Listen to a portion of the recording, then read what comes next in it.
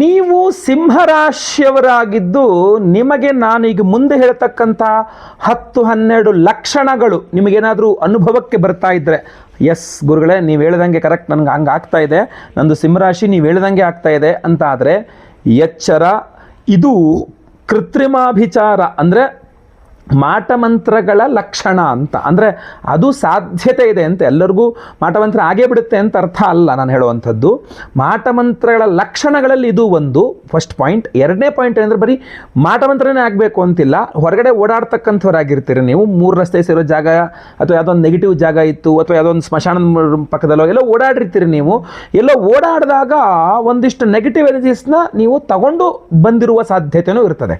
So ಹಾಗೂ ಇರ್ತದೆ. ಒಂದು ಕೃತ್ರಿಮಾಭಿಚಾರ ಮಾಟಮಂತ್ರನೂ ಇರಬಹುದು, ಅಥವಾ ಯಾವುದೋ ಒಂದು ನೆಗೆಟಿವ್ ಫೋರ್ಸ್, ನೆಗೆಟಿವ್ ಎನರ್ಜಿ, ಒಂದು ಕೆಟ್ಟ ಶಕ್ತಿ ನಿಮ್ಮನ್ನು ಹಿಡ್ಕಂತು ಅಂತಲೂ ಸಾಧ್ಯತೆಗಳು ಸಹ ಸಾಮಾನ್ಯವಾಗಿ ಇರ್ತದೆ. ಯಾವುದು ಆ 10-11 ಲಕ್ಷಣಗಳು ಅನ್ನುವಂಥದ್ದು ನಾನೀಗ ತಿಳಿಸಲಿದ್ದೇನೆ. ಪ್ರತಿಯೊಬ್ಬ ಸಿಂಹರಾಶಿಯವರಿಗೆ ಬಹಳ ಬಹಳ ಇಂಪಾರ್ಟೆಂಟ್ ವಿಡಿಯೋ. ದಯವಿಟ್ಟು WhatsApp, Facebook, messenger, Telegram, Instagram ಎಲ್ಲ ಕಡೆ ಸಾಮಾಜಿಕ ಜಾಲತಾಣ ಕೆಳಗಡೆ ವಿಡಿಯೋದಲ್ಲಿ ಶೇರ್ ಬಟನ್ ಇದೆ, ದಯವಿಟ್ಟು ಶೇರ್ ಮಾಡಿಬಿಡಿ. ಈ ವಿಡಿಯೋ ನಿಮಗೆ ಖಂಡಿತವಾಗಿ ಮಿಸ್ ಆಗುವ ಸಾಧ್ಯತೆ ಇದೆ. ಕೆಳಗಡೆ ಸೇವ್ ಬಟನ್ ಇರ್ತದೆ, ದಯವಿಟ್ಟು ವಿಡಿಯೋನ ಸೇವ್ ಮಾಡ್ಕೊಳ್ಳಿ. ಫೇಸ್ಬುಕ್ಕಲ್ಲಿ ನೋಡ್ತಿದ್ರೆ ನಮ್ಮ ಪೇಜ್ನ ಫಾಲೋ ಮಾಡ್ಕೊಳ್ಳೋಕ್ಕೆ ದಯವಿಟ್ಟು ಮರಿಬೇಡಿ. ಯೂಟ್ಯೂಬಲ್ಲಿ ನೋಡ್ತಿದ್ರೆ ನಮ್ಮ ಚಾನಲ್ನ ಸಬ್ಸ್ಕ್ರೈಬ್ ಮಾಡ್ಕೊಳ್ಳೋಕೆ ದಯವಿಟ್ಟು ಮರಿಬೇಡಿ. ಅಷ್ಟೇ ಅಲ್ಲ, ಬೆಲ್ ಬಟನ್ ಕ್ಲಿಕ್ ಮಾಡಿ ಆಲ್ ಮಾಡಲಿಕ್ಕೆ ದಯವಿಟ್ಟು ಮರಿಬೇಡಿ. ಅದೇ ರೀತಿಯಲ್ಲಿ ಏನಾದರೂ ವಿಶೇಷವಾದ ಪ್ರಶ್ನೆಗಳಿದ್ದರೆ ಕೆಳಗಡೆ ಕಮೆಂಟ್ ಸೆಕ್ಷನ್ ಇದೆ, ದಯವಿಟ್ಟು ಕಮೆಂಟ್ ಮಾಡಿ. ನಾನೆಲ್ಲ ಕಮೆಂಟ್ಸ್ನ ಓದ್ತಾ ಇರ್ತೇನೆ, ರಿಪ್ಲೈ ಮಾಡಲಿ ಬಿಡಲಿ, ಕಮೆಂಟ್ಸ್ ಅಂತೂ ಓದ್ತಾ ಇರ್ತಾನೆ. ನಮಸ್ಕಾರ, ನಾನು ವಿಠಲ್ ಭಟ್ ಮಾತಾಡ್ತಾ ಇರುವಂಥದ್ದು. ಬನ್ನಿ ವಿಡಿಯೋನ ಶುರು ಮಾಡೋಣ. ನೀವು ಸಿಂಹರಾಶಿಯವರಾಗಿದ್ದು ನಿಮಗೇನಾದರೂ ಊಟ ಮಾಡುವಾಗ ಕೂದಲು ಸಿಗ್ತಕ್ಕಂಥದ್ದು, ತುಂಬ ಕೂದಲು ಸಿಗ್ತದೆ ಕೂಡ. ತುಂಬ ಅಂದರೆ ನಾನು ಹೇಳ್ತಿರೋಂಥದ್ದು, ಊಟ ಮಾಡ್ತಾಯಿದ್ರೆ ಕೂದಲು ಸಿಕ್ತು, ಮೊನ್ನೆನೂ ಸಿಕ್ಕಿತ್ತು, ನಿನ್ನೆ ಏನು ಸಿಗಲಿಲ್ಲ, ಇವತ್ತು ಮತ್ತೆ ಸಿಕ್ತು. ಆವಾಗವಾಗ ಊಟದಲ್ಲಿ ಕೂದಲು ಸಿಗುವಂಥದ್ದು. ನೀರು ಕುಡಿಯೋಕ್ಕೆ ಹೋದ್ರೆ ಎಲ್ಲೋ ಒಂದು ಕಡೆ ಕೂದಲು ಸಿಕ್ತು ಅಂತ ಚೆಲ್ಬಿಟ್ಟು ಮತ್ತೆ ಬೇರೆ ನೀರು ಹಿಡ್ಕೊಂಡು ಕುಡಿದಿರುವಂಥದ್ದು. ಬೇರೆ ಯಾರಿಗೂ ಸಿಗಲ್ಲ, ನಿಮಗೆ ಮಾತ್ರ ಸಿಗ್ತದೆ. ಯಾಕೆ ನಿಮಗೆ ಮಾತ್ರ ಊಟದಲ್ಲಿ ಕೂದಲು ಬರ್ತದೆ ಅಂತ. ಅದ್ರ ಜೊತೆಗೆ ಆಕ್ಸಿಡೆಂಟ್ಸ್ಗಳು, ಜಸ್ಟ್ ಮಿಸ್ ಆಯಿತು ಅಥವಾ ಬಿದ್ದು ಏನೋ ಒಂದು ಸ್ವಲ್ಪ ದೊಡ್ಡದಾಗೋದು, ಜಸ್ಟಲ್ಲಿ ಮಿಸ್ ಆಯಿತು, ನನಗೆ ಅದೇನೋ ಅಂತ ಗೊತ್ತಿಲ್ಲ, ಅದೇನು ಕೆಟ್ಟ ಶಕ್ತಿನೋ ಕೆಟ್ಟ ಜಾಗನೋ ಏನು ತಳ್ದಂಗಾಯಿತೋ ಏನೋ ಗೊತ್ತಿಲ್ಲ, ಒಟ್ಟು ಆಕ್ಸಿಡೆಂಟ್ ಆಯಿತು ಅಂತ. ಸೊ ಈ ಥರ ಆಕ್ಸಿಡೆಂಟ್ಗಳಾಗ್ತಕ್ಕಂಥದ್ದು. ಭಯ, ಆತಂಕ. ಸಿಂಹರಾಶಿಯವರಿಗೆ ಭಯ, ಆತಂಕ ಅಂದರೆ ಏನು ಅಂತಲೇ ಗೊತ್ತಿರಲ್ಲ. ಆದರೂ ಕೂಡ ನೀವು ಸಿಂಹರಾಶಿಯವರಾಗಿದ್ದು ನಿಮಗೆ ಭಯ ಆಗ್ತಾ ಇದೆ, ಎಲ್ಲದರಲ್ಲೂ ನೆಗೆಟಿವ್ ಥಾಟ್ಸ್ ಬರ್ತಾ ಇದೆ, ಕೆಟ್ಟ ಯೋಚನೆಗಳು ಅನ್ನಿಸ್ತಾ ಇದೆ, ಕೆಟ್ಟದೇ ಅನ್ನಿಸ್ತಾ ಇದೆ.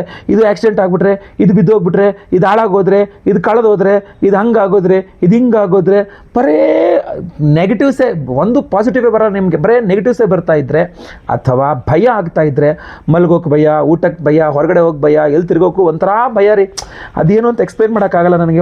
ಏನೋ ಒಂಥರ ಭಯ ಆಗ್ತಾ ಇದೆ, ಆತಂಕ ಆಗ್ತಾ ಇದೆ ಅಂತಲೋ. ತುಂಬ ಕೆಟ್ಟ ಕನಸುಗಳು, ತುಂಬ ಕೆಟ್ಟ ಕನಸು ಬೀಳ್ತಾ ಇದ್ದಾಗಲ್ಲ, ಏನು ಮಾಡಬೇಕು ಅಂತ ಅರ್ಥ ಆಗ್ತಾ ಇಲ್ಲ. ನನಗೊಂದು ಚೂರು ನನಗೆ ಅರ್ಥನೇ ಆಗ್ತಾಯಿಲ್ಲ. ಎದ್ದುಬಿಟ್ರೆ ಮತ್ತು ಎಷ್ಟು ಕೆಟ್ಟ ಕನಸು ಅಂದ್ರೆ ಮತ್ತೆ ಮಲ್ಕೊಂಡ್ರೆ ನಿದ್ದೆ ಬರೋಲ್ಲ, ಅಷ್ಟು ಕೆಟ್ಟ ಕನಸಾಗಿರುತ್ತೆ. ಕೆಳಗಡೆ ಬಂದು ದೇವ್ರ ಮೇಲೆ ದೀಪ ಹಚ್ಬಿಟ್ಟು ಒಂದು ದೇವ್ರಿಗೆ ಕುಂಕುಮ ಇಟ್ಕೊಂಡು ಮತ್ತೆ ವಾಪಸ್ ಹೋಗಿ ಮಲ್ಕೊಂಡಿದ್ದೀನಿ ನಾನು. ಅಷ್ಟೆಲ್ಲ ಕೆಟ್ಟ ಕನಸು ಏನಕ್ಕೆ ಅಂತ ಅರ್ಥ ಆಗ್ತಾಯಿಲ್ಲ, ಏನಕ್ಕೆ ಕೆಟ್ಟ ಕನಸು ಬಿತ್ತು ಅಂತ. ಅಥವಾ ಯಾರೋ ಎದೆ ಮೇಲೆ ಕುತ್ಕೊಂಡು ಏನು ಕುತ್ತಿಗೆ ಹೆಚ್ಚಿದಂಗೆ ಆಗುತ್ತೆ, ಉಸಿರು ಕಟ್ಟದಂಗೆ ಆಗುತ್ತೆ, ಏನು ಅಂತ ಗೊತ್ತಿಲ್ಲ. ಆಮೇಲೆ ಸಿಂಹರಾಶಿಯರು ಒಂಥರ ಅದ್ಭುತವಾಗಿ ಎಲ್ಲರೂ ನಿಮ್ಮತ್ತ ಆಕರ್ಷಿಸೋ ರೀತಿಯಲ್ಲಿ ಭಾಳ ಚೆನ್ನಾಗಿರ್ತೀರಿ. ಬಟ್ ಸಮಸ್ಯೆ ಏನಂದರೆ ಈ ಮಾಟಮಂತ್ರವಾದಿಗಳು, ಕೃತ್ರಿಮಾಭಿಚಾರವಾದಿಗಳು, ಈ ನೆಗೆಟಿವ್ ಫೋರ್ಸ್, ನೆಗೆಟಿವ್ ಎನರ್ಜೀಸ್ ಮುಖದಲ್ಲಿ ಕಳೆ ಗುಂದು ಬಿಡುತ್ತೆ. ನೀವು ನೋಡ್ರೆ ಒಂಥರ ಕಾಣ್ತಾ ಇರ್ತೀರ, ನಿಮ್ಮ ಕಣ್ಣು ಕೆಳಗಡೆಲ್ಲ ಡಾರ್ಕ್ ಸರ್ಕಲ್ಸ್ ಆಗಿ, ಒಂಥರ ಮುಖದಲ್ಲೆಲ್ಲ ಕರೆ ಆಗಿ, ಇದೇನೋ ಒಂಥರ ನಿಮ್ಮ ಪ್ರೇತ ಕಳೆ ಥರ ಆಗ್ಬಿಟ್ಟಿರುತ್ತೆ ಮುಖ. ಫ್ರೆಂಡ್ಸ್ಗಳು ಮನೆಯಲ್ಲೆಲ್ಲ ಹೇಳ್ತಿರ್ತಾರೆ, ಏನು ನಿನ್ನ ಮುಖನೇ ಒಂಥರ ಆಗೋಗಿದೆ, ಏನೋ ಒಂಥರ ಬದಲಾಗಿದೆಯಾ ನೀನು, ಒಂಥರ ಚೇಂಜ್ ಆಗಿದೆಯಾ ನೀನು, ಏನೋ ಒಂಥರ ನಮಗಂತೂ ಇಷ್ಟ ಆಗ್ತಾ ಇಲ್ಲಪ್ಪ, ಅದೇನೋ ಗೊತ್ತಿಲ್ಲ. ನೀವು ಏನು ಮೇಕಪ್ ಮಾಡಿದ್ರು, ಏನೇ ಮಾಡಿದ್ರು ನಿಮ್ಮಲ್ಲಿ ಮುಖದಲ್ಲಿ ಕಳೆ ಬರ್ತಾ ಇಲ್ಲ, ಏನೋ ಒಂಥರ ಅಷ್ಟು ಚೆನ್ನಾಗಿ ಬರ್ತಾ ಇಲ್ಲ ಅಂತ, ಕಾಣ್ತಾ ಇಲ್ಲ ಅಂತನೋ. ಅಥವಾ ಬಹಳ ಮುಖ್ಯವಾಗಿ ಮನೆಯಲ್ಲಿ, ಆಫೀಸ್ನಲ್ಲಿ ನೀವು ಬಿಸ್ನೆಸ್ ಮಾಡ್ತಾ ಇದ್ದೀರಾ, ನಿಮ್ಮ ಅಂಗಡಿ ಮುಂಗಟ್ಟುಗಳು ಅಥವಾ ನಿಮ್ಮ ಬಿಸ್ನೆಸ್ ಫ್ಯಾಕ್ಟ್ರಿ ಇತ್ಯಾದಿಗಳಲ್ಲಿ ಎಲ್ಲಿ ಕೂಡ ನಿಮಗೆ ಶಾಂತವಾಗಿರ್ಲಿಕ್ಕೆ ಆಗ್ತಾಯಿಲ್ಲ. ಜಗಳಗಳು ಮನೆಯಲ್ಲೆಲ್ಲ ಜಗಳ, ಸುಖ ಸುಮ್ಮನೆ ಹೆಂಡತಿ ಜಗಳ ಮಾಡಿದ್ಲು, ಸುಖ ಸುಮ್ಮನೆ ಗಂಡ ಸಿಕ್ಕಾಬಡೆ ಜಗಳ ಮಾಡ್ದ. ಅತ್ತೆ ಮಾವ, ಅಪ್ಪ ಅಮ್ಮ, ಅಣ್ಣ ಅತ್ತಿಗೆ, ಅಣ್ಣ ಏನೋ ತಮ್ಮನ ಹೆಂಡತಿ ಅಥವಾ ತಂಗಿ ಅಕ್ಕ, ಮನೆಯಲ್ಲಿ ಕುಟುಂಬದಲ್ಲೇ ಸುಖ ಸುಮ್ಮನೆ ಜಗಳ ಮನೆಯಲ್ಲಿ. ಗುರುಗಳೇ ಹೇಳ್ತೀನಿ ನಿಮಗೆ, ನಂಬ್ತಿರೋ ಬಿಡ್ತಿರೋ ಗುರುಗಳೇ, ಮನೆಗೆ ಹೋಗೋಕ್ಕೆ ಮನ್ಸು ಬರಲ್ಲ. ಸಂಜೆ ಮನೆಗೆ ಹೋದರೆ ಏನಕ್ಕೆ ಮನೆಗೆ ಹೋಗ್ಬೇಕಾ ಅಂತೆಲ್ಲ ಅನಿಸುತ್ತೆ. ಏನು ಅಂತ ಅರ್ಥ ಆಗ್ತಾಯಿಲ್ಲ ನನಗೊಂಥರ ಬೇಜಾರಾಗ್ಬಿಟ್ಟಿದೆ. ನನಗೆ ಮನೆಗೆ ಹೋಗೋಕ್ಕೆ ಕೂಡ ಮನ್ಸು ಬರ್ತಾ ಇಲ್ಲ, ಅಷ್ಟು ಇದೆ ಅಂತ. ಅಥವಾ ಆಫೀಸಲ್ಲಿ ಕೊಲೀಗ್ಸ್ಗಳು ಸುಮ್ಮನೆ ನಿಮ್ಮ ಜೊತೆ ಕೆಲಸ ಮಾಡೋರೆ ಸುಮ್ಮನೆ ಜಗಳ ಮಾಡೋದು, ನಿಮ್ಮ ಮೇಲೆ ಆಪಾದನೆ ಹಾಕೋದು, ನಿಮ್ಮ ಮೇಲೆ ಶತ್ರುತ್ವವನ್ನು ಮಾಡೋದು. ನೀವೇನೂ ತೊಂದರೆ ಕೊಟ್ಟಿಲ್ಲ ಅವ್ರಿಗೆ, ಸುಮ್ಮನೆ ಅಂತ ಜಗಳ ಮಾಡೋಕ್ಕೆ ಬರ್ತಾ ಇದ್ದಾರೆ, ಅಥವಾ ಏನೇನೋ ಮಾಡಾಕ್ತಾ ಇದ್ದಾರೆ, ಅಥವಾ ಇದು ಏನೋ ನಿಮ್ಮ ಮೇಲಧಿಕಾರಿಗಳು ಜಗಳ ನಿಮ್ಮ ಜೊತೆ ಕೆಲಸ ಮಾಡೋ ಜೊತೆ ನಿಮ್ಗಿನ್ನ ಕೆಳಗಡೆ ಇವ್ರಿಗೂ ಜಗಳ, ಎಲ್ಲ ಜಗಳ, ಕಸ್ಟಮರ್ಸ್ ಹತ್ರ ಜಗಳ, ಕ್ಲೈಂಟ್ಸ್ ಹತ್ರ ಜಗಳ, ಎಲ್ಲ ಈ ಥರ ಏನಿದು ಎಲ್ಲ ಕಡೆ ಜಗಳ ಆಗ್ತಾ ಇದೆ ಅನ್ನೋ ರೀತಿಯಲ್ಲೋ, ಅಥವಾ ಎಲ್ಲ ಕಡೆ ನಿಮಗೆ ಸಿಗ್ಬೋದು. ಕೆಲವ್ರಿಗೆ ಏನಾಗುತ್ತೆ, ಮನೆಯಲ್ಲಿ ಎಲ್ಲೋ ಒಂದು ಕಡೆ ಇದೇನಿದು ಬೂದಿ, ಇದೇನಿದು ಪೇಪರಲ್ಲಿ ಬೂದಿ ಕಟ್ಕೊಂಡಿದ್ದಾರೆ, ಇದೇನು ಮನೆ ಮುಂದೆ ಯಾರೋ ಏನೋ ಹಾಕ್ಬಿಟ್ಟು ಹೋಗಿದ್ದಾರೆ, ಅದು ಏನು ಸಿಗುತ್ತೆ ಕೆಲವರಿಗೆ, ವಸ್ತುನೇ ಸಿಕ್ಬಿಡುತ್ತೆ, ಇನ್ನು ಕೆಲವರಿಗೆ ಸಿಗಲ್ಲ. ಸಿಗದೋದಾಗ ಏನಾಗಬಹುದು ಅನ್ನೋದನ್ನು ನಾನು ತಿಳಿಸ್ತಾ ಇದ್ದೇನೆ ನಿಮಗೆ. ಸೊ ಈ ಥರ ಏನಾಗಿದೆ, ಅನಾರೋಗ್ಯ, ಎಷ್ಟು ಡಾಕ್ಟ್ರುಗಳಾಗೋದು, ಎಷ್ಟು ಥರ ಔಷಧಿ ಆಗೋದು, ಹುಷಾರೇ ಆಗ್ತಾಯಿಲ್ಲ, ಗುಣನೇ ಆಗ್ತಾಯಿಲ್ಲ, ಏನು ಅಂತಲೇ ಗೊತ್ತಾಗ್ತಾ ಇಲ್ಲ. ಎಲ್ಲ ಡಾಕ್ಟ್ರ್ ಆಯಿತು, ಎಲ್ಲ ಔಷಧಿ ಆಯಿತು, ಆಯುರ್ವೇದಿಕ್ ಆಯಿತು, ಅಲೋಪತಿ ಆಯಿತು, ಹೋಮಿಯೋಪತಿ ಆಯಿತು, ಎಲ್ಲ ಪತಿನೂ ಆಯಿತು, ಏನು ಅಂತ ನನಗೆ ಅರ್ಥ ಆಗ್ತಾಯಿಲ್ಲ, ಗುಣ ಆಗ್ತಾಯಿಲ್ಲ ಅನ್ನೋ ರೀತಿಯಲ್ಲಿ.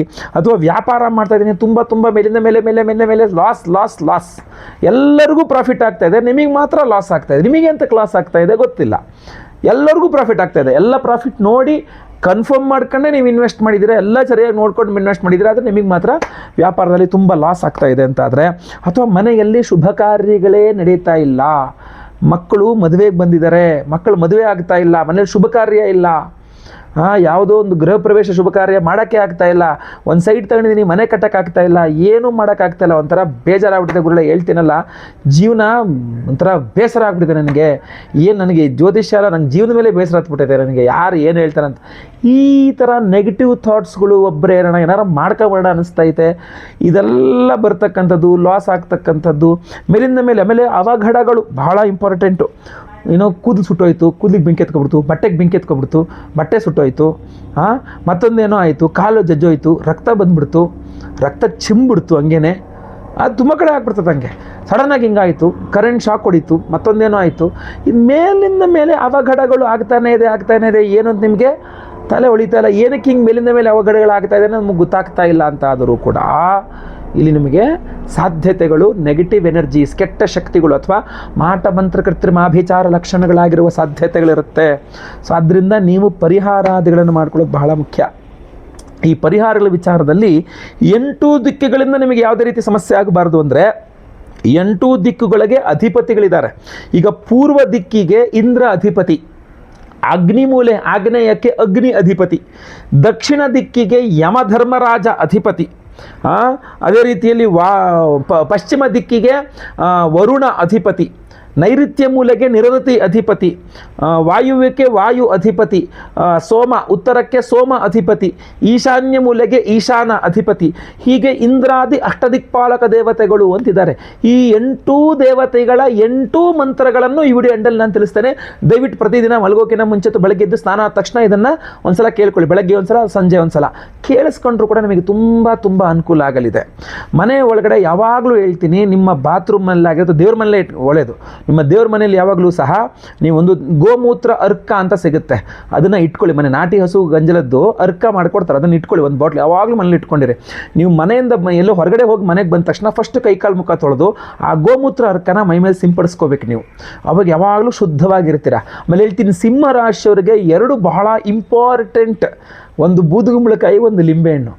ತಿಂಗಳಿಗೊಮ್ಮೆ ಅಮಾವಾಸ್ಯೆಗೆ ಚಿಕ್ಕದಾದರೂ ಪರವಾಗಿಲ್ಲ, ನೀವು ಒಂದು ಬೂದುಗುಂಬಳಕಾಯಿ ನಿಮಗೆ ನಿವಾಳಿಸ್ಬಿಟ್ಟು ಹೊಡಿಬೇಕು.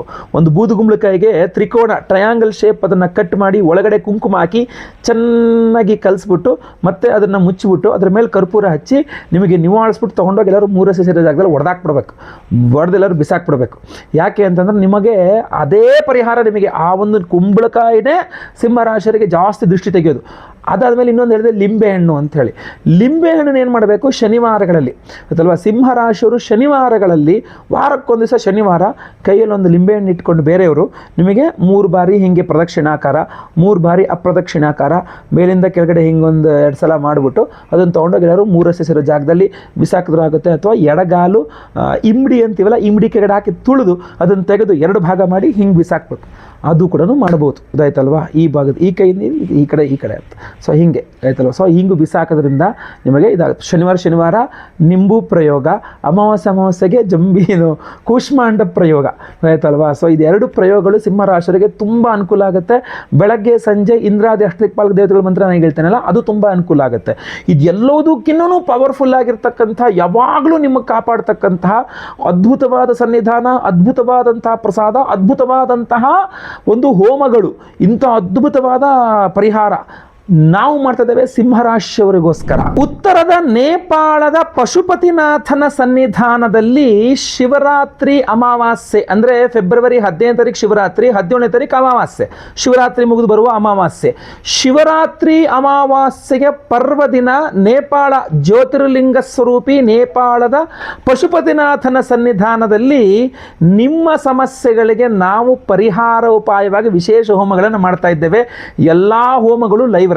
ಅಂದರೆ ನೀವು ನಿಮ್ಮ ಮನೆ, ಆಫೀಸು ಅಥವಾ ನೀವು ಎಲ್ಲಿರ್ತೀರೋ ಇಲ್ಲಿಂದಲೇ ನೇಪಾಳದಲ್ಲಿ ನಿಮ್ಮ ಹೆಸರಲ್ಲಿ ಸಂಕಲ್ಪ ಆಗೋದಾಗಿರಬಹುದು, ನೇಪಾಳದಲ್ಲಿ ಹೋಮ ಆಗ್ತಕ್ಕಂಥದ್ದಾಗಿರಬಹುದು, ನೋಡಿಕೊಳ್ಳಬಹುದಾಗಿರ್ತದೆ. ಅಷ್ಟೊಂದು ಅದ್ಭುತವಾದಂತಹ ಪರಿಹಾರವನ್ನು ಮಾಡ್ತಾ ಇದ್ದೇವೆ. ಏನೇನು ಪರಿಹಾರಗಳನ್ನು ಮಾಡ್ತಾ ಇದ್ದೇವೆ ಅಂತಂದರೆ, ವಿಶೇಷವಾಗಿ ಮೊಟ್ಟ ಮೊದಲನೇದಾಗಿ ರುದ್ರ ಹೋಮ. ಯಾಕೆಂದರೆ ಶಿವನ ಸನ್ನಿಧಾನ ಜ್ಯೋತಿರ್ಲಿಂಗದ ಸನ್ನಿಧಾನ ಆಗಿರುತ್ತೆ. ಸೊ ಅದರಿಂದಾಗಿ ರುದ್ರ ಹೋಮವನ್ನು ಆದಿಯಲ್ಲಿ ಮಾಡ್ತಾ ಇದ್ದೇವೆ. ರುದ್ರ ಹೋಮ ಮಾಡಿ ಅವತ್ತಿನ ದಿವಸ ಮಹಾಸೂರ್ಯ ಗ್ರಹಣ ಸಹ ಸಂಭವಿಸ್ತಾ ಇದೆ. ಅದರ ಬಗ್ಗೆ ನಾನು ವಿಡಿಯೋ ಮಾಡಿದ್ದೆ. ಗ್ರಹಣ ಆಚರಣೆ ಇಲ್ಲ, ಯಾಕೆಂದರೆ ಗ್ರಹಣ ಕಣ್ಣಿಗೆ ಕಾಣಿಸ್ತಾ ಇಲ್ಲ, ಬಟ್ ಗ್ರಹಣದ ಪ್ರಭಾವ ಇರುತ್ತೆ ಅನ್ನುವ ಕಾರಣಕ್ಕೆ ಮಹಾಸೂರ್ಯ ಗ್ರಹಣ ಶಾಂತಿ ಹೋಮವನ್ನು ಸಹ ನಾವು ಮಾಡ್ತಾ ಇದ್ದೇವೆ. ಅಷ್ಟೇ ಅಲ್ಲ, ನಾನು ಇಲ್ಲಿ ತನಕ ನಿಮಗೇನು ಹೇಳಿದ್ದೀನಲ್ಲ, ಮಾಟಮಂತ್ರಾದಿ ಸಮಸ್ಯೆಗಳು, ಆ ಮಾಟಮಂತ್ರ ದೋಷಗಳಿರಬಹುದು, ಕೃತ್ರಿಮಾಭಿಚಾರ ಮಾಟಮಂತ್ರ ದೋಷಗಳಿರಬಹುದು, ಅಥವಾ ಕೆಟ್ಟ ಶಕ್ತಿಗಳೇನೋ ಬಂದು ಸೇರ್ಕೊಂಡಿರ್ತಕ್ಕಂಥಿರಬಹುದು, ದೃಷ್ಟಿ ದೋಷ ಇರಬಹುದು, ಯಾವುದೇ ರೀತಿ ಈ ಥರ ನೆಗೆಟಿವ್ ಎನರ್ಜೀಸ್ ಎಲ್ಲ ಪರಿಹಾರವಾಗಬೇಕು ಅನ್ನುವ ಕಾರಣಕ್ಕೆ ಮಹಾಪ್ರತ್ಯಂಗಿರಾ ದೇವಿ ಹೋಮವನ್ನು ಮಾಡ್ತಾ ಇದ್ದೇವೆ. ಮಹಾಪ್ರತ್ಯಂಗಿರಾ ಹೋಮವನ್ನು ಅಮಾವಾಸ್ಯೆ ದಿವಸ ನೇಪಾಳದ ಪಶುಪತಿನಾಥನ ಸನ್ನಿಧಾನದಲ್ಲಿ ನೆನಪಿಟ್ಕೊಳ್ಳಿ. ಅದು ಗುಹೇಶ್ವರಿ ಅಮ್ಮನವರ ಸನ್ನಿಧಾನವೂ ಸಹ ಹೌದು. ಯಾಕೆ ಅಂತಂದರೆ ಅದೊಂದು ಶಕ್ತಿಪೀಠ. ಗುಹೇಶ್ವರಿ ಅಮ್ಮನವರ ಒಂದು ಅಂಗ ಇರತಕ್ಕಂತಹ ಒಂದು ಸನ್ನಿಧಾನ ಅದು. ಈ ಕಡೆ ಜ್ಯೋತಿರ್ಲಿಂಗ, ಈ ಕಡೆ ಅಮ್ಮನವರ ಒಂದು ಸನ್ನಿಧಾನ ಶಕ್ತಿಪೀಠ, ಇನ್ನೊಂದು ಕಡೆ ಜ್ಯೋತಿರ್ಲಿಂಗ. ಈ ಪಾರ್ವತಿ ಪರಮೇಶ್ವರರ ಸನ್ನಿಧಾನದ ಜಾಗದಲ್ಲಿ ನಾವು ಶಿವರಾತ್ರಿ ಅಮಾವಾಸ್ಯೆ ಪರ್ವದಿನದಂದೇ ಮಹಾಪ್ರತ್ಯಂಗಿರ ಹೋಮವನ್ನು ಮಾಡ್ತಾ ಇರತಕ್ಕಂಥದ್ದು. ಎಂತಹ ಅದ್ಭುತವಾದಂಥ ಅವಕಾಶ. ಇದರ ಜೊತೆಗೆ ಇಂದ್ರಾಷ್ಟ ದಿಗ್ಬಂಧನ ಹೋಮ ಅಂತ ಇಂದ್ರಾದಿ ಅಷ್ಟದಿಕ್ಪಾಲಕ ದೇವತೆಗಳಿಗೆ ವಿಶೇಷವಾಗಿ ಹೋಮವನ್ನು ಮಾಡ್ತಾ ಇರುವಂಥದ್ದು ನೀವು ಗಮನಿಸಬೇಕು. ಇಂದ್ರಾಷ್ಟ ದಿಗ್ಬಂಧನ ಹೋಮ, ಸ್ವಯಂವರ ಪಾರ್ವತಿ ಹೋಮ, ಅವಿವಾಹಿತರಿಗೆ ವಿವಾಹ ಸಿದ್ಧಿಯಾಗಬೇಕು, ವಿವಾಹಿತರಿಗೆ ಅನ್ಯೋನ್ಯ ಸಿಕ್ಕ ದಾಂಪತ್ಯ ಜೀವನ ಸಿಗಬೇಕು ಅಂದರೆ ಇದಕ್ಕಿಂತ ಅದ್ಭುತವಾದ ಜಾಗ ಇದೆಯಾ? ಯಾಕೆಂದರೆ ಜ್ಯೋತಿರ್ಲಿಂಗನೂ ಇದೆ, ಶಕ್ತಿಪೀಠ ಅಮ್ಮನವರ ಶಕ್ತಿಪೀಠ. ಕಾಮಾಖ್ಯ ಹೇಗೆ ಅಮ್ಮನವರ ಶಕ್ತಿಪೀಠವೋ ಅದೇ ರೀತಿಯಲ್ಲಿ ಗುಹೇಶ್ವರಿಯು ಅಮ್ಮನವರ ಶಕ್ತಿಪೀಠ. ಗುಹೇಶ್ವರಿ ಅಮ್ಮನವರ ಸನ್ನಿಧಾನ, ಅದೇ ರೀತಿಯಲ್ಲಿ ಪಶುಪತಿನಾಥನ ಸನ್ನಿಧಾನದಲ್ಲಿ ನೀವು ಪಾರ್ವತಿ ಪರಮೇಶ್ವರ ಸನ್ನಿಧಾನದಲ್ಲಿ ಸ್ವಯಂವರ ಪಾರ್ವತಿ ಹೋಮವನ್ನು ಮಾಡ್ತಾ ಇದ್ದೇವೆ. ಅದರ ಜೊತೆಯಲ್ಲಿ ಮಹಾಪ್ರತ್ಯಂಗಿರ ಹೋಮವೂ ಇರುತ್ತೆ, ರುದ್ರ ಹೋಮವೂ ಇರುತ್ತೆ, ಗುರು ಶಾಂತಿ ಶನಿ ಶಾಂತಿ ಸಹಿತ ಮಹಾನವಗ್ರಹ ಶಾಂತಿ ಹೋಮಗಳೆಲ್ಲ ಇರುತ್ತೆ. ಇಷ್ಟೆಲ್ಲ ಹೋಮಗಳನ್ನು ಮಾಡಿ ವಿಶೇಷ ಪ್ರಸಾದವನ್ನು ಸಹ ನಾನು ಅಲ್ಲಿಂದಲೇ ಎನರ್ಜೈಸ್ ಮಾಡಿಕೊಂಡು ತರ್ತಾ ಇದ್ದೇನೆ. ಆ ವಿಶೇಷ ಪ್ರಸಾದವನ್ನು ನೀವು ಗಮನಿಸಬೇಕು. ಈ ವಿಶೇಷವಾದಂತಹ ಮಾಲೆ ನಿಮಗೆ ಸ್ಕ್ರೀನ್ ಮೇಲೆ ಕಾಣ್ಬೋದು. ಇದರಲ್ಲಿ ತ್ರಿಶಕ್ತಿ, 3 ಅದ್ಭುತವಾದಂತಹ ಶಕ್ತಿಗಳಿದೆ. ಅದರಲ್ಲಿ ಒಂದು ಜ್ವಾಲಾಮುಖಿ ರತ್ನ ನಿಮಗೆ ಸ್ಕ್ರೀನ್ ಮೇಲೆ ಕಾಣ್ಬೋದು. ಇದು ಭೂಮಿಯಿಂದ ಏನು ಜ್ವಾಲಾಮುಖಿ ಸ್ಫೋಟ ಆಗುತ್ತಲ್ಲ, ಅದು ಹೊರಗಡೆ ಬಂದಾಗ ಅದೊಂದು ಕಲ್ಲಾಗಿ ರತ್ನವಾಗಿ ಮಾರ್ಪಾಡಾಗತ್ತೆ. ಅದೇ ಜ್ವಾಲಾಮುಖಿ ರತ್ನ ಆಯ್ತಲ್ವಾ? ಆ ಜ್ವಾಲಾಮುಖಿ ರತ್ನ ಜೊತೆಗೆ ನೆಕ್ಸ್ಟ್ ಬರ್ತಕ್ಕಂಥದ್ದು ಯಾವುದಪ್ಪ ಅಂದರೆ, ನಿಮ್ಮೆಲ್ಲರ ಭಾಳಷ್ಟು ನೀವು ಕೇಳಿರ್ತಕ್ಕಂತಹ ಕರುಂಗಾಲಿ. ಇದರಲ್ಲಿ ಜ್ವಾಲಾಮುಖಿ ಜೊತೆಗೆ ಕರುಂಗಾಲಿಯನ್ನು ಸೇರಿಸಿದ್ದೇನೆ. ಅದರ ಜೊತೆಗೆ ಇರತಕ್ಕಂಥದ್ದೇ ವ್ಯಾಘ್ರನೇತ್ರ ರತ್ನ. ವ್ಯಾಘ್ರನೇತ್ರ ರತ್ನ, ಕರುಂಗಾಲಿಯ ಒಂದು ಬೀಡ್, ಅದರ ಜೊತೆಗೆ ಇರತಕ್ಕಂಥದ್ದೇ ಜ್ವಾಲಾಮುಖಿ ರತ್ನ. ಈ 3 ಅದ್ಭುತವಾದಂತಹ ತ್ರಿಶಕ್ತಿಗಳನ್ನು ಮಾಲೆ ಮಾಡಿಸಿದ್ದೇನೆ. ಅದ್ಭುತವಾಗಿ ಗಟ್ಟಿಯಾಗಿ ಒಂದು ಮಾಲೆಯನ್ನು ಮಾಡಿಸಿದ್ದೇವೆ. ಈ ಒಂದು ಮಾಲೆಯನ್ನು ಶಿವರಾತ್ರಿ ಅಮಾವಾಸ್ಯೆ 17ನೇ ತಾರೀಕು ನೇಪಾಳದ ಪಶುಪತಿನಾಥನ ಸನ್ನಿಧಾನದಲ್ಲಿ ರುದ್ರ ಹೋಮ, ಮಹಾಪ್ರತ್ಯಂಗಿರ ಹೋಮ, ಸ್ವಯಂವರ ಪಾರ್ವತಿ ಹೋಮ, ಇಂದ್ರಾಷ್ಟ ದಿಗ್ಬಂಧನ ಹೋಮ ಹಾಗೂ ವಿಶೇಷ ವಿಶೇಷವಾಗಿರತಕ್ಕಂತಹ ಗುರು ಶಾಂತಿ, ಶನಿ ಶಾಂತಿ ಎಲ್ಲ ಹೋಮಗಳಲ್ಲಿ ವಿಶೇಷವಾಗಿ ಸೂರ್ಯಗ್ರಹಣ ಶಾಂತಿ ಹೋಮದಲ್ಲೂ ಕೂಡ ಇದು ಎನರ್ಜೈಸ್ ಆಗಿರುತ್ತೆ. ಪ್ರತಿಯೊಬ್ಬರಿಗೂ ಅಲ್ಲಿಂದ ಎನರ್ಜೈಸ್ ಮಾಡಿ ತಂದು ಕೊಡ್ತೇನೆ. ನೋಡಿ ಎಷ್ಟಂತ ಅದ್ಭುತವಾದಂಥದ್ದು. ಸ್ಕ್ರೀನ್ ಮೇಲೆ ಕಾಣುವಂಥ ನಂಬರ್ಗೆ ನಿಮ್ಮ ಹೆಸರು, ಗೋತ್ರ ಗೊತ್ತಿದ್ರೆ, ನಕ್ಷತ್ರ ಗೊತ್ತಿದ್ರೆ, ರಾಶಿ ಗೊತ್ತಿದ್ರೆ ಹಾಗೂ ನಿಮ್ಮ ವಿಳಾಸ ಇದನ್ನು ಸ್ಕ್ರೀನ್ ಮೇಲೆ ಕಾಣೋ ನಂಬರ್ಗೆ ಬೇಗ ವಾಟ್ಸಪ್ ಮಾಡ್ಕೊಳ್ಳಿ. ಲೈವಲ್ಲಿ ನೇಪಾಳದಲ್ಲಿ ನಿಮ್ಮ ಹೆಸರು ಸಂಕಲ್ಪ ಆಗೋದು, ನೀವು ಇಲ್ಲಿ ಕೂತ್ಕೊಂಡು ಆರಾಮಾಗಿ ಲೈವಲ್ಲಿ ನೋಡ್ಕೊಳ್ಬಹುದು.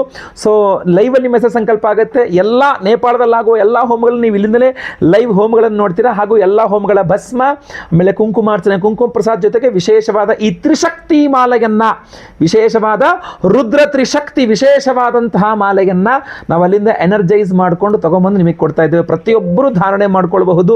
ಅದ್ಭುತವಾದಂತಹ ಒಂದು ಮಾಲೆ ಇದು. ಬಟ್ ತುಂಬ ಕಾಸ್ಟ್ಲಿ ಆಗ್ತದೆ. ಅದರಿಂದ ತುಂಬ ಲಿಮಿಟೆಡ್ ಆಗಿ ಮಾಡಿಸಿದ್ದೇವೆ.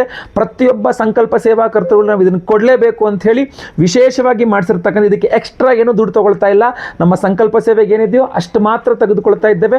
ಪ್ರತಿಯೊಬ್ಬರಿಗೂ ಈ ಮಾಲೆಯನ್ನು ಕೊಡ್ತಾ ಇದ್ದೇವೆ. ದಯವಿಟ್ಟು ನಿಮ್ಮ ಹೆಸರು, ಗೋತ್ರ ಗೊತ್ತಿದ್ರೆ, ನಕ್ಷತ್ರ ಗೊತ್ತಿದ್ರೆ, ರಾಶಿ ಗೊತ್ತಿದ್ರೆ ಬೇಗ ಬೇಗ ವಾಟ್ಸಪ್ ಮಾಡಿಕೊಂಡು ಲೈವಲ್ಲಿ ಸಂಕಲ್ಪ ಸೇವೆಗೆ ನಾವು ಲೈವಲ್ಲಿ ಏನು ಸಂಕಲ್ಪ ಮಾಡ್ತೇವೆ, ನಿಮ್ಮ ಹೆಸರು ದಯವಿಟ್ಟು ಸಂಕಲ್ಪಕ್ಕೆ ಹೆಸರು ಕೊಟ್ಕೊಳ್ಳಿ. ಈಗಲೇ ಕೂಡಲೇ ಕೊಟ್ಕೊಳ್ಳಿ. ಯಾಕೆಂದರೆ ಲಿಮಿಟೆಡ್ ಆಗಿರ್ತಕ್ಕಂಥದ್ದು ಇದು. ಯಾಕೆಂದರೆ ತುಂಬ ಕಾಸ್ಟ್ಲಿ ಬೀಳ್ತಾರೆ. ಆದರೆ ನಾನು ತುಂಬ ಜಾಸ್ತಿ ಮಾಡಿಸಿಲ್ಲ, ತುಂಬ ಕಡಿಮೆ ಮಾಡಿಸಿರ್ತಕ್ಕಂಥದ್ದು. ಸೊ ಬೇಗ ಬೇಗ ನಿಮ್ಮ ವಿವರಗಳನ್ನೆಲ್ಲ ವಾಟ್ಸಪ್ ಮಾಡ್ಕೊಳ್ಳಿ. ಸ್ಕ್ರೀನ್ ಮೇಲೆ ಕಾಣ್ತಾ ಇರ್ತಕ್ಕಂಥ ಈ ನಂಬರ್ ಕಾಣ್ತಾ ಇದೆಯಲ್ಲ, ಈ ನಂಬರ್ಗೆ ಬೇಗ ಬೇಗ ನಿಮ್ಮ ವಿವರಗಳನ್ನು ವಾಟ್ಸಪ್ ಮಾಡ್ಕೊಳ್ಳಿ. ಎಲ್ಲರಿಗೂ ಸಹ ನಾನು ಅಲ್ಲಿಂದ ಬಂದ ನಂತರ ಅಂದರೆ 17ನೇ ತಾರೀಕು ನೇಪಾಳದಲ್ಲಿ ಇರ್ತೇನೆ ನಾನು. ಹೋಮ ಆಗುತ್ತೆ. ಆಮೇಲೆ 18ನೇ ತಾರೀಕು ನಮಗೆ ವಾಪಸ್ ಅಲ್ಲಿ ಹೋಮ, ಆ ಹೋಮ ಆಗಿರೋ ಭಸ್ಮ, ಕುಂಕುಮಾರ್ಚನೆ, ಕುಂಕುಮ ಪ್ರಸಾದ ಈ ಮಾಲೆಗಳೆಲ್ಲ ಅಲ್ಲಿಂದ ತಗೊಂಡು ನಾನು ಮತ್ತೆ ವಾಪಸ್ ಇಲ್ಲಿ ಬರಬೇಕಾಗ್ತದೆ. ಸೊ ಬಂದ ನಂತರ ನಾವು ಇಲ್ಲಿಂದ ನಿಮಗೆ ಸ್ಪೀಡ್ ಪೋಸ್ಟ್ ಮೂಲಕ ನಾವು ಕಳಿಸಿರ್ತೇವೆ. ಗೊತ್ತಾಯ್ತಲ್ವಾ? ಅಷ್ಟು ಮೊದಲೇ ನಿಮಗೆ ನಿಮ್ಮ ಎನ್ವೆಲಪ್ ಮೇಲೆ ನಿಮ್ಮ ಹೆಸರು ಬರೆದಿರ್ತಕ್ಕಂಥದ್ದು ನಿಮಗೆ ಕಾಣಿಸ್ಬಹುದಾಗಿರ್ತದೆ, ಅಂದರೆ ನೀವು ನೋಡಬಹುದಾಗಿರ್ತದೆ. ಅದನ್ನು ಕಳಿಸಿರ್ತಾರೆ. ಬಟ್ ಪ್ರಸಾದ ಕಳಿಸಲ್ಲ. ಪ್ರಸಾದ ಅಲ್ಲಿಂದ ಬಂದ ಮೇಲೆ ಕಳಿಸ್ತಕ್ಕಂಥದ್ದಾಗಿರ್ತದೆ. ಸೊ ಭಾಳ ಜನ ಕನ್ಫ್ಯೂಸ್ ಆಗಿಬಿಡ್ತಾರೆ. ಇನ್ನೂ ನೀವು ಅಲ್ಲಿಂದ ಬಂದೇ ಇಲ್ಲ, ಹೋಮ ಆಗಿಲ್ಲ, ಆಗಲೇ ನಮಗೆ ಪ್ರಸಾದ ಅಂತ ಕೊಟ್ಬಿಟ್ಟಿದ್ದಾರೆ ಅಂತ ಹೇಳ್ಬಿಟ್ಟು. ಆ ಥರ ನೀವು ಅಪಾರ್ಥ ಮಾಡ್ಕೊಳ್ಬೇಡಿ. ಬೇಗ ಬೇಗ ನಿಮಗೆ ಕಳಿಸ್ಲಿಕ್ಕೆ ಕವರ್ನ ರೆಡಿ ಮಾಡಿ ನಿಮ್ಮ ಅಡ್ರೆಸ್ ಅದ್ರ ಮೇಲೆ ಬರೆದು ನಿಮ್ಗೆ ಅದ್ರದ್ದು ಫೋಟೋ ಕಳಿಸ್ತಾರೆ. ಯಾಕೆಂದರೆ ಅದ್ರ ಮೇಲೆ ಟ್ರ್ಯಾಕಿಂಗ್ ಐಡಿ ಇರುತ್ತೆ. ಇದರಲ್ಲೇ ನಿಮ್ಮನಿಗೆ ನಾವು ಪ್ರಸಾದ ಕಳಿಸೋದು ಅನ್ನೋದಕ್ಕೆ ಮಾತ್ರ. ಗೊತ್ತಾಯ್ತಲ್ಲ? ಆಮೇಲೆ ಇನ್ನೂ ಒಂದು ತಪ್ಪು ಎಲ್ಲರೂ ಏನು ಮಾಡ್ತಾರೆ, ನಮಗೊಂದು ಮಾಲೆ ಬೇಕು, ನಮಗೆ ಪ್ರಸಾದ ಬೇಕು ಅಂತ ನಿಮ್ಮ ಪರ್ಸ್ನಲ್ ಫೋನ್ ನಂಬರ್ಗಳನ್ನೆಲ್ಲ ಕಮೆಂಟ್ ಮಾಡ್ತೀರಾ. ದಯವಿಟ್ಟು ಹಂಗೆ ಮಾಡಬೇಡಿ. ನಿಮಗೆ ಮಾಲೆ ಬೇಕು ಅಂದರೆ, ನಿಮಗೆ ಪ್ರಸಾದ ಬೇಕು ಅಂತಾದರೆ ನಿಮಗೆ ನೀವು ವಾಟ್ಸಪ್ ಮಾಡಿ ವಿನಃ ಕಮೆಂಟ್ ಸೆಕ್ಷನಲ್ಲಿ ದಯವಿಟ್ಟು ನಿಮ್ಮ ಪರ್ಸ್ನಲ್ ನಂಬರ್ಗಳು ಹಾಕಬೇಡಿ. ಅದರಿಂದಾಗಿ ಏನಾದರೂ ಯಾರು ಮಿಸ್ಯೂಸ್ ಮಾಡ್ಕೊಂಡು ನಿಮಗೆ ನಷ್ಟ ಆದರೆ ಅದಕ್ಕೆ ನಾವು ಜವಾಬ್ದಾರರಲ್ಲ. ದಯವಿಟ್ಟು ಕಮೆಂಟ್ ಮಾಡಬೇಡಿ. ನಿಮ್ಮ ನಂಬರನ್ನು ಏನೇ ಇದ್ರೂ ಸಹ ವಾಟ್ಸಪ್ ಮಾಡಿ. ನಮ್ಮ ಆಫೀಸ್ ನಂಬರ್ಗೆ ಕಾಲ್ ಮಾಡಿ, ವಾಟ್ಸಪ್ ಮಾಡಿ. 2-3 ನಂಬರ್ಗಳಿದೆ. ದಯವಿಟ್ಟು ಕಾಲ್ ಮಾಡಿ, ವಾಟ್ಸಪ್ ಮಾಡಿ. ಖಂಡಿತವಾಗಿ ಒಳ್ಳೆಯದಾಗಲಿ. ಮುಂದಿನ ವಿಡಿಯೋದಲ್ಲಿ ಮತ್ತೆ ಪುನಃ ನಿಮ್ಮನ್ನೆಲ್ಲ ಭೇಟಿ ಮಾಡ್ತೇನೆ. ಈಗ ವಿಶೇಷವಾದ ಇಂದ್ರಾದಿ ಅಷ್ಟದಿಕ್ಪಾಲಕ ದೇವತೆಗಳ ಮಂತ್ರವನ್ನು ಸಹ ನಾನು ನಿಮಗೀಗ ಕೇಳಿಸಿದ್ದೇನೆ. ಕೇಳಿಸ್ಕೊಳ್ಳಿ. ಅದನ್ನು ಸಹ ಖಂಡಿತವಾಗಿ ಎಲ್ಲರಿಗೂ ಒಳ್ಳೆಯದಾಗಲಿ. ಮುಂದಿನ ವಿಡಿಯೋದಲ್ಲಿ ಮತ್ತೆ ಪುನಃ ಭೇಟಿ ಮಾಡ್ತೇನೆ. ಪ್ರತಿಯೊಬ್ಬರಿಗೂ ಈ ವಿಡಿಯೋ ರೀಚ್ ಆಗಬೇಕು. ದಯವಿಟ್ಟು WhatsApp, Facebook, messenger, Telegram, Instagram ಎಲ್ಲ ಕಡೆ ಶೇರ್ ಮಾಡಲಿಕ್ಕೆ ಈ ವಿಡಿಯೋನ ಮರಿಬೇಡಿ. ಒಳ್ಳೆಯದಾಗಲಿ. ಮುಂದಿನ ವಿಡಿಯೋದಲ್ಲಿ ಮತ್ತೆ ಪುನಃ ಭೇಟಿ ಮಾಡ್ತೇನೆ. ಲೋಕ ಸಮಸ್ತ ಸುಖಿನೋ ಭವಂತು. ನಾರಾಯಣ ನಾರಾಯಣ ನಾರಾಯಣ. ವೀಕ್ಷಕರೇ, ಪರಿಹಾರ ಮಂತ್ರಕ್ಕಾಗಿ ಕಮೆಂಟ್ಸ್ನಲ್ಲಿ ಲಿಂಕ್ ಇದೆ. ಆ ಲಿಂಕ್ ಅನ್ನು ಕ್ಲಿಕ್ ಮಾಡಿದ್ರೆ ನಿಮಗೆ ಪರಿಹಾರ ಮಂತ್ರ ಸಿಗಲಿದೆ. ನಮಸ್ಕಾರ.